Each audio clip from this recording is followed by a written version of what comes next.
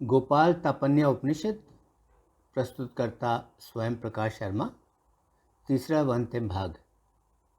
यह उपनिषद का तीसरा व अंतिम भाग है, जिसमें दूसरे अध्याय के बाकी के श्लोक हैं और उपनिषद संपन्न हो जाता है।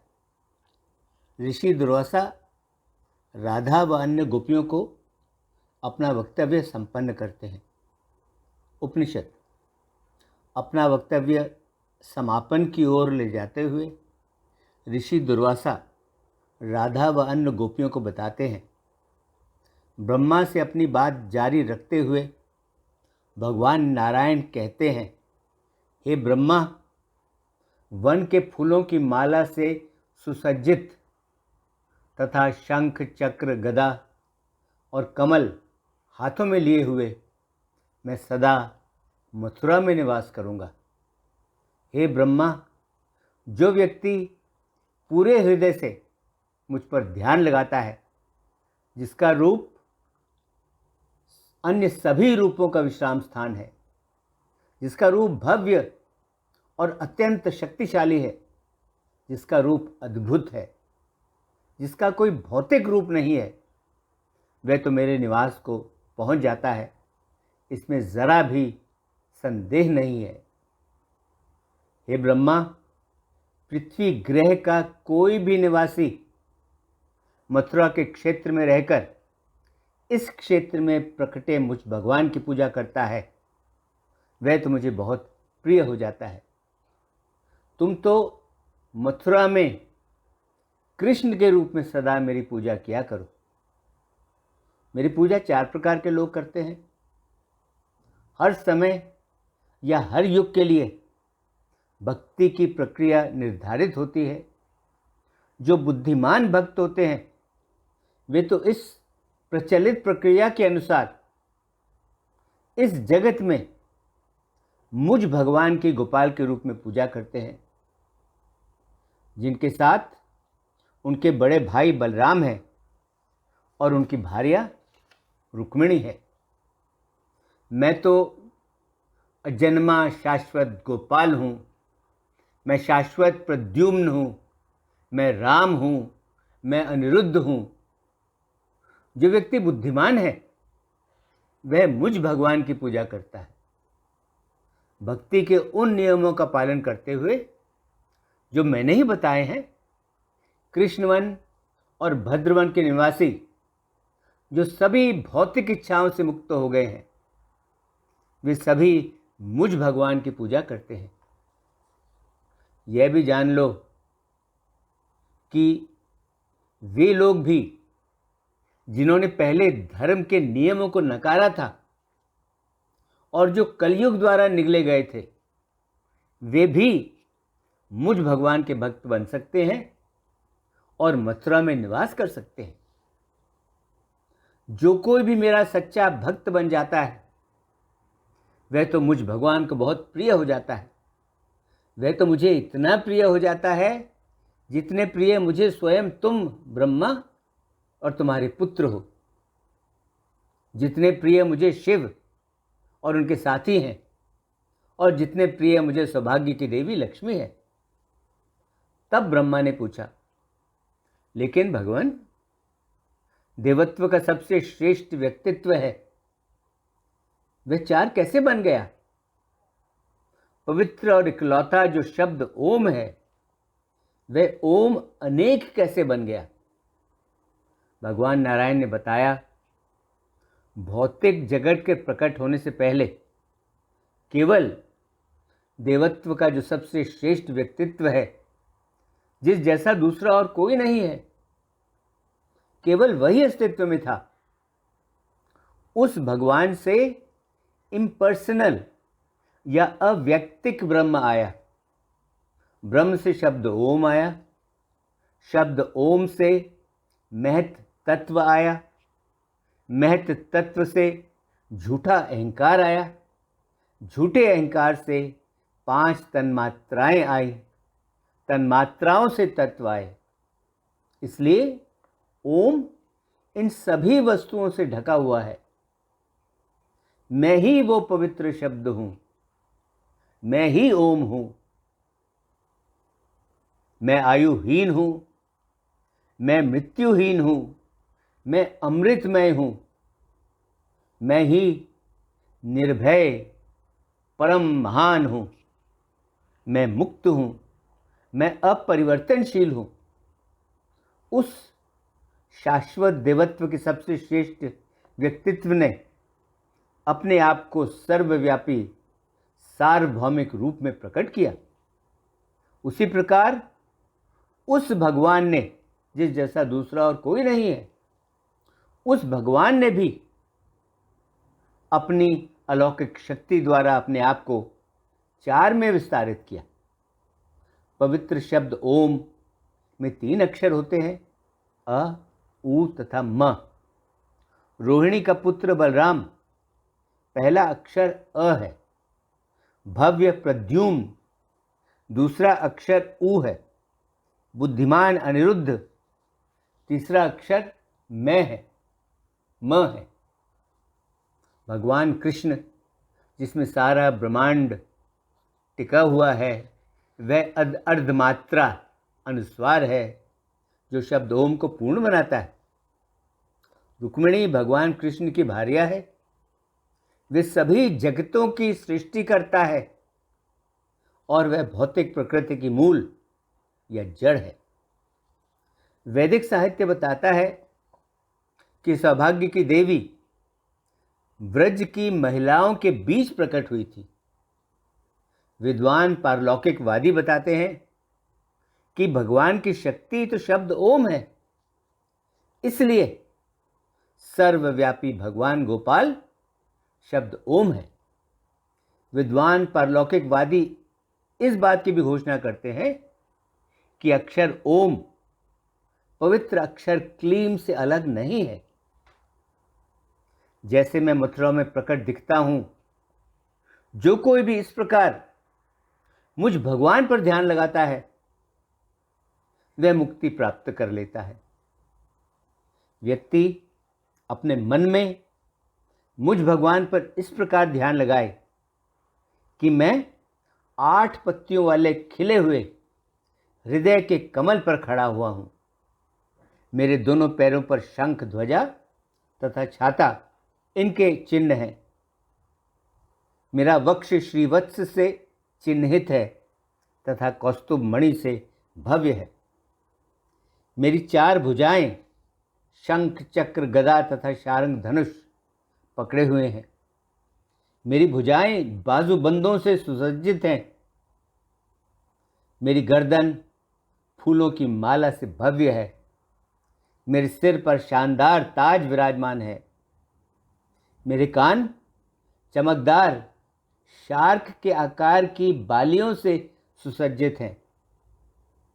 मेरा रूप भव्य और निर्भय है। बांसुरी और भैंस के सींग का बिगुल लिए हुए मैं अपने भक्तों को निर्भयता प्रदान करता हूं। जब सारा ब्रह्मांड आध्यात्मिक ज्ञान के मंथन के क्षण से मथा जाता है, तब उस मंथन से, उस मथने से जो मक्खन निकलता है, वह मक्खन है मथुरा में देवत्व का सबसे श्रेष्ठ व्यक्तित्व। इसलिए उसे मथुरा कहते हैं, वह जो आध्यात्मिक मंथन से निकला है। यह भौतिक जगत अपने 8 दिक्पालों या दिशाओं के रक्षकों के साथ खिले हुए कमल के रूप में बार बार जन्म और मृत्यु के सागर में बढ़ रहा है। अपने हृदय में मैं इस जगत पर ध्यान लगाता हूं। सूर्य और चंद्रमा मेरे शरीर की भव्यता हैं। सुनहरा मेरु पर्वत मेरा शानदार परचम है। ब्रह्मलोक मेरे छाते जैसा है। नीचे के 7 ग्रहों की व्यवस्थाएं मेरे पैर हैं। मैं श्रीवत्स तथा स्वरूप से चिन्हित हूं, इसलिए विद्वान ऋषि मुझे श्रीवत्स कंचन कहते हैं। वह जो श्रीवत्स से चिन्हित है, मेरे वर्चस्व को जानते हुए ऋषि यह घोषणा करते हैं कि जो सूर्य, चंद्रमा, अग्नि तथा वाक्यपुट वाणी या एलोक्वेंट स्पीच, इन सब की भव्यता है, उन सब की भव्यता मेरे कौस्तुभ मणि से आई है। मेरे सार्वभौमिक रूप की जो 4 भुजाएं हैं वे हैं अच्छाई, जुनून या उत्साह, अज्ञानता तथा झूठा अहंकार।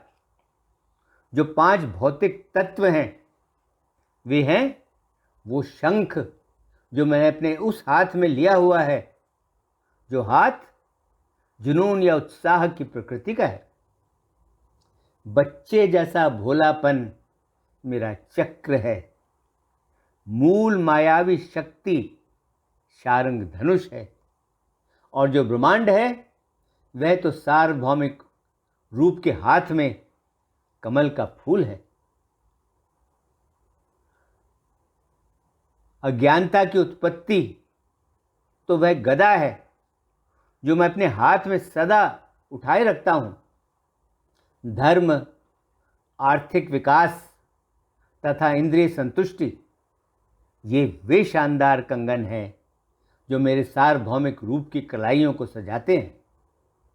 मेरा गला, जिसे निर्गुण ब्रह्म कहा जाता है, उसे पहले अजन्मे द्वारा माला पहनाई जाती है। हे ब्रह्मा, मन से जन्मे तुम्हारे पुत्रों ने इस माला का बड़े विस्तार से वर्णन किया है। ऋषि लोग कहते हैं कि मेरा जो शाश्वत रूप है वह तो वो ताज है जो ताज मैंने अपने सिर पर पहना हुआ है। जो 2 वस्तुएं इस बदलने वाले भौतिक जगत के ऊपर हैं वे हैं मेरे कानों की 2 चमकदार बालियां। जो कोई भी इस प्रकार ध्यान लगाता है वह तो मुझे हमेशा के लिए प्रिय हो जाता है। वह मुक्ति प्राप्त करता है, वह मुक्त हो जाता है। मैं अपने आप को उसे सौंप देता हूं।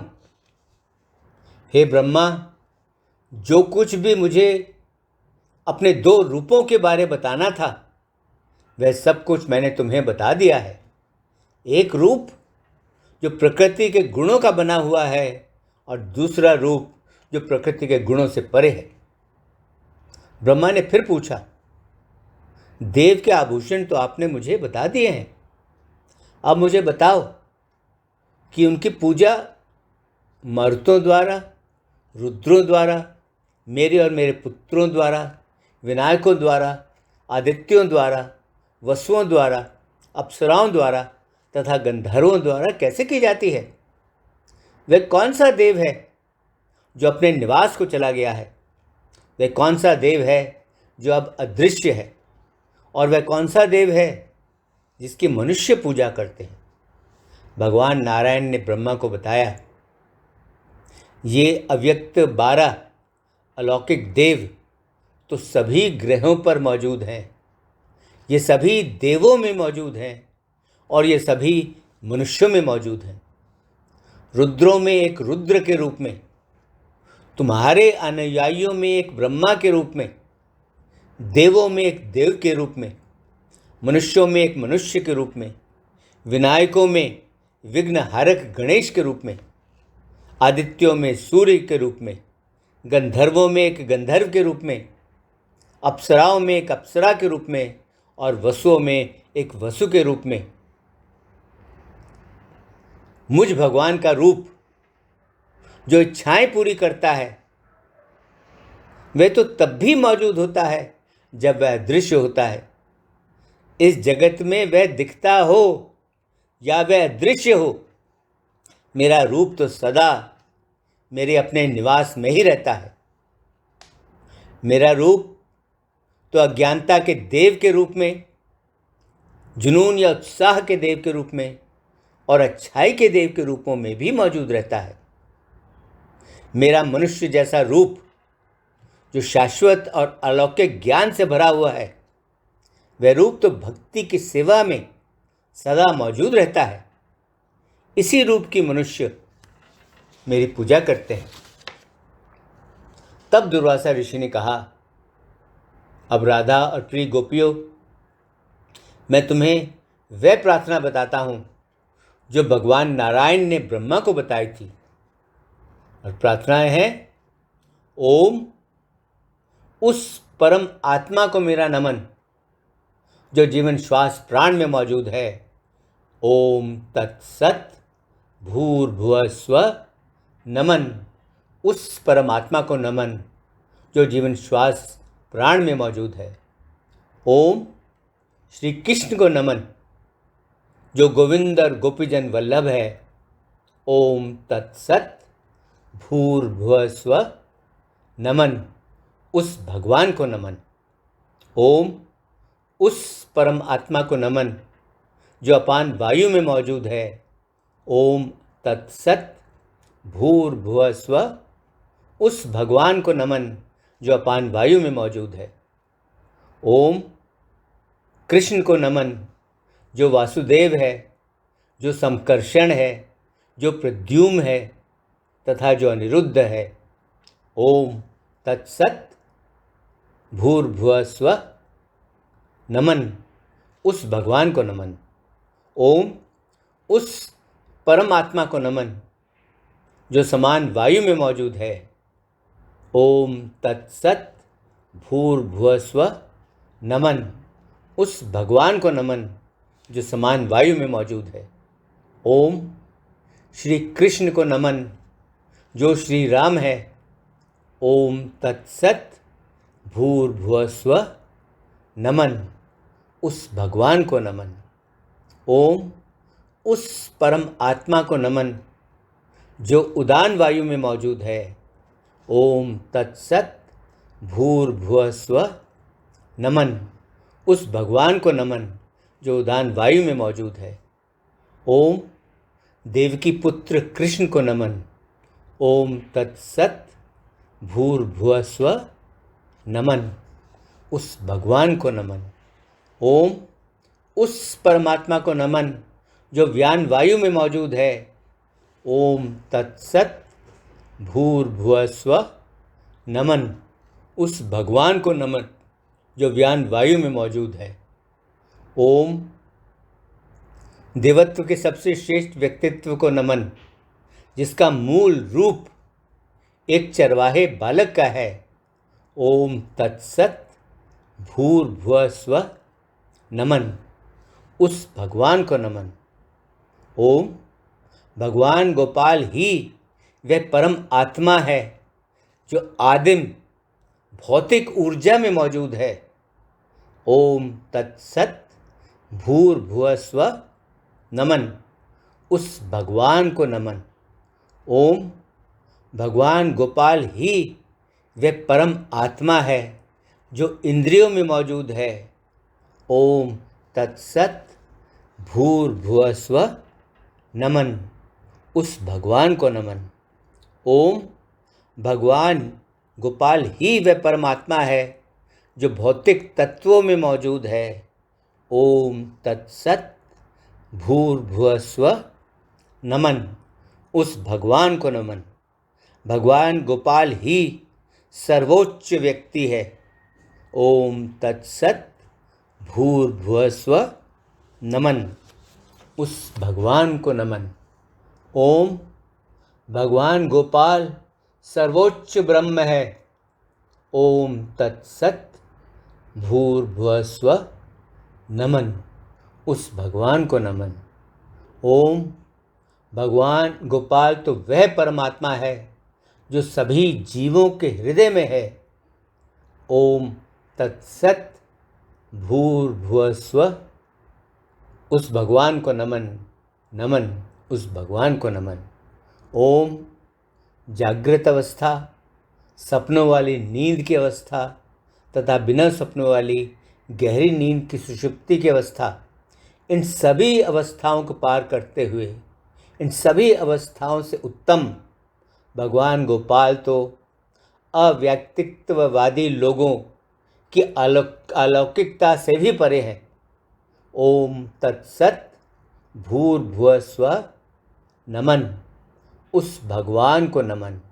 ओम देवत्व का सबसे श्रेष्ठ जो व्यक्तित्व है वह तो सभी वस्तुओं के भीतर छिपा हुआ है, वह तो सर्वव्यापी है, वह तो सबके हृदय में है, वह तो सबकी गतिविधियों को देखता है, वह तो सबकी गतिविधियों का साक्षी है, वह तो सबके हृदय में निवास करता है, वह तो साक्षी है, वह तो चेतना है, वह तो अलौकिकता है, वह तो प्रकृति के गुणों से परे है।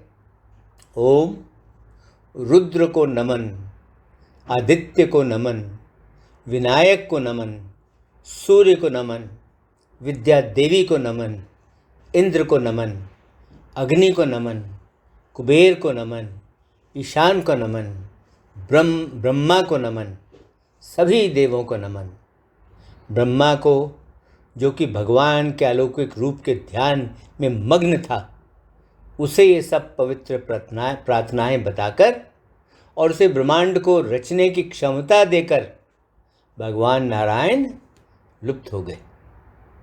जिस प्रकार ये निर्देश ब्रह्मा के पुत्रों और नारद से सुने गए थे, ठीक उसी प्रकार, ठीक वैसे ही मैंने तुम्हें ये सब बता दिया है। हे गंधर्वी राधा, अब तुम सब लोग अपने ही घर को जा सकते हो। हाँ, हे गंधर्वी राधा, अब तुम सब लोग अपने ही घर को जा सकते हो। इसके साथ ही 3 भागों वाला गोपाल तापन्य उपनिषद संपन्न हुआ। ओम शांति शांति शांति। ओम।